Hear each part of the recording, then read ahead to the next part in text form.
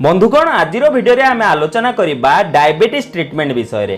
आज भिडियो मु आपनको कहबी एमिति एक नेचुरल ट्रीटमेंट विषय रे जहाँ ना केवल आपनको डायबिटीज को कंट्रोल करिबारे बा आपनको ब्लड शुगर को कंट्रोल करिबारे सहाय्य करिवो बरं एहा सहित डायबिटीज रो भिन्न भिन्न प्रकार रो साइड इफेक्ट आपनको शरीर ऊपर जो पड़ी थाए सेथरु मध्य आपनको बंचेबारे सहाय्य करिवो। एही ट्रीटमेंट बेस्ड अटे चारोटी नेचुरल हर्ब्स उपरे जहाको आपण प्रतिदिन डेली रूटीन रे अलग अलग समय रे सेवन करबाकू हेबो एवं एही ट्रीटमेंट आपनको बहुत बढ़िया अमेजिंग रिजल्ट्स देबो।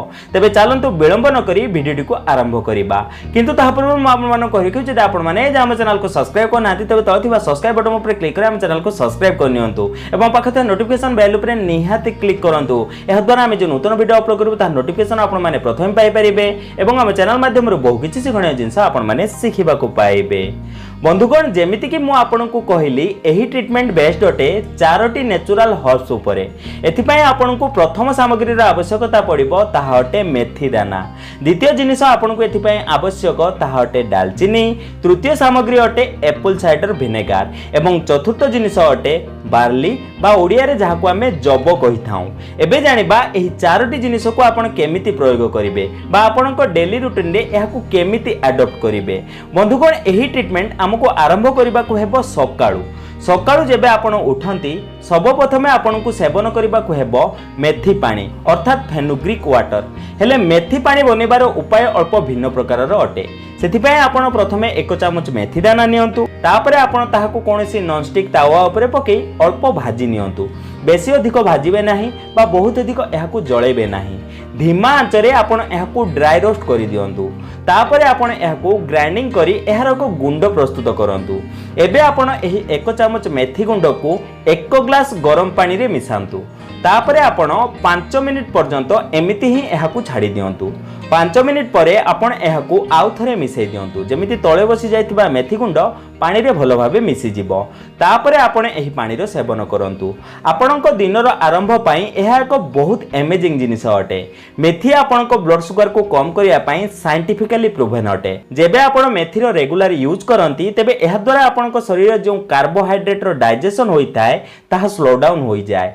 शरीर मध्ये रे हम ब्लड भितरे जो कार्बोहाइड्रेट एवं शुगर रो जो एब्जॉर्प्शन होइताय ताहाको भी मेथी दाना कम करि दिए। एहा सहित फाइबर एथरु अधिक मात्रा रे मिलिथाय सेथिपाई मध्ये आपनको फायदा मिलिथाय एवं आपणको शरीर मध्ये रे इंसुलिन रो प्रोडक्शन को मध्ये एहा बढ़ाई दिए। जदि आपण दिनर आरंभ एथरु करिवे तेबे आपनको बहुत भलो रिजल्ट मिलिबा आरंभ होई जिवो। सकाळो आपण खाली पेट रे मेथी पानी रो सेवन कले।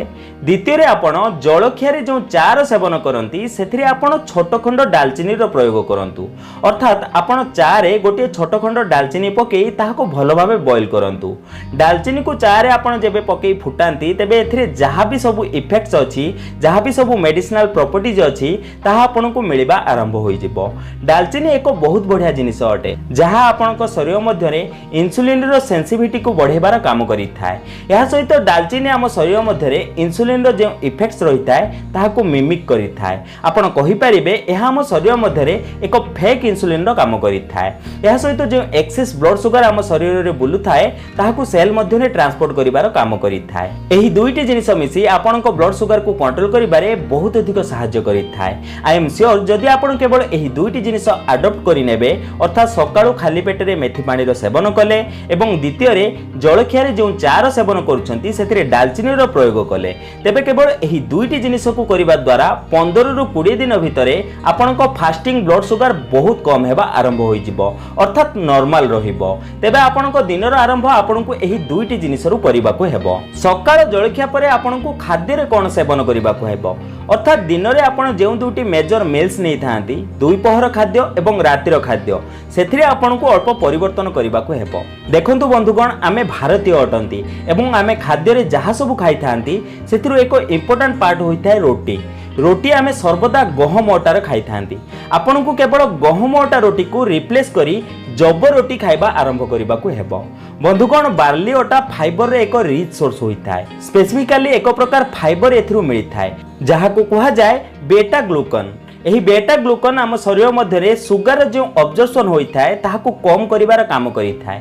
जेबे भी आमे मीठा खाई थांती बा किछि एमिति जिनिस खाई थांती जहार सेवन परे आम शरीर में सुगार उत्पन्न होता है तेबे सुगार सहित यही बीटा ग्लुकन बाइंड हो जाए एवं बाइंड हेबा परे ताहाकू आम अंतरे एब्जॉर्ब हेबाकू दिए नाही। तेबे जब बा बार्ली रोटीर यह एक बहुत भल इफेक्ट अटे। जदि आपण एहाकू आपनको दुईटी मील्स रे सेवन करिवे तेबे एहा आपनको बहुत भल रिजल्ट देबो in terms of lowering your blood sugar. तेबे बंधुगण जेबे आमे आलोचना करूछे खाद्य विषय रे तेबे आपनको एथिपाई आउ एक जिनिसर प्रयोग करिबाकू हेबो ताहा अटे एप्पल साइडर विनेगार।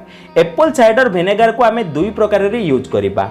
प्रथमत आपण दिन सारे जो मेजर मिल्स नहीं थांती से दुई पहर खाद्य हो बा रातिर खाद्य हो ताहार जस्ट किछि समय पूर्वर आपण को एक ग्लास पानी रे 1 रु 2 table spoon Apple cider vinegar मिसई सेवन करने को हेबो। एहा सहित जेतेबेले आपण राति रे सोइबाकू जाउछंती तेबे सही समय रे मध्य आपण 1 ग्लास पानी रे 1 रु 2 table spoon Apple cider vinegar मिसई पीबाकू हेबो। एप्पल साइडर विनेगार आपणको खाद्य भितरु ग्लाइसेमिक लोड को कम करि दिए अर्थात सुगार को कम करि दिए। जदि आपण एहाकू एही प्रकार सेवन करिवे खाद्य खाइबा पूर्वरु दुई पहरे एवं राति रे भी तेबे खाद्य खाइबा पूर्वरु एहार सेवन करिबा द्वारा ग्लाइसेमिक लोड कम होई जाए एवं जदि आपण एहाकू सोइबा समय रे सेवन करिवे तेबे राति सारा हम शरीर रे सुगार जो अब्जॉर्प्शन होई थाए ताहा कम होई जिवो। आपणको फास्टिंग ब्लड सुगार अनेक परिमाण रे कंट्रोल रे आसी जिवो।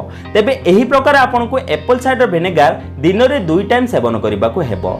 बंधुगण आज मु आपणको जे ट्रीटमेंट कहली ताहा आपणको निहाती फॉलो करिबा आवश्यक कारण सकाळठु नै राति पर्यंत जदि आपण एही उपाय को फॉलो करिवे तेबे आपणको ब्लड सुगार को कम करिबारे बा डिक्रीज करिबारे आपणको बहुत अधिक सहायता मिली थाए। आमे एथरे जहा भी हर्ब्स रो यूज करी अच्छे से सब संपूर्ण भाबे नेचुरल अटे। एथरो आपणको कोनोसी प्रकार साइड इफेक्ट देखिबाकू मिलिबो नाही। एही सब हर्ब्स ना केवल आपणको ब्लड सुगार को कम करि थाए बरं एहा सहित एही सब हर्ब्स मध्ये बहुत सारा एमिति प्रॉपर्टीज अछि जहा शरीर रे भिन्न भिन्न प्रकार रो फायदा प्रोवाइड करि थाए। डायबिटीज बढ़िबा कारणरू जे सब साइड इफेक्ट शरीर रे उत्पन्न होई थाए ताहाकू ठीक करिबारे मध्ये एहा सहायता करि थाए। तेबे आशा करछि आजिरो एही सुंदर भिडियोटी आपनको निहाती भल लागिथिबो। जदि आजिरो एही भिडियोटी आपनको टिके भल लागते तेबे लाइक करंतु एवं एमिति प्रकार भिडियो देखा पाए हम चैनल को सब्सक्राइब करंतु। ते बंधुगण आज पई एतिकी पुणी देखा हबो नूतन सुंदर अध्याय सह। धन्यवाद।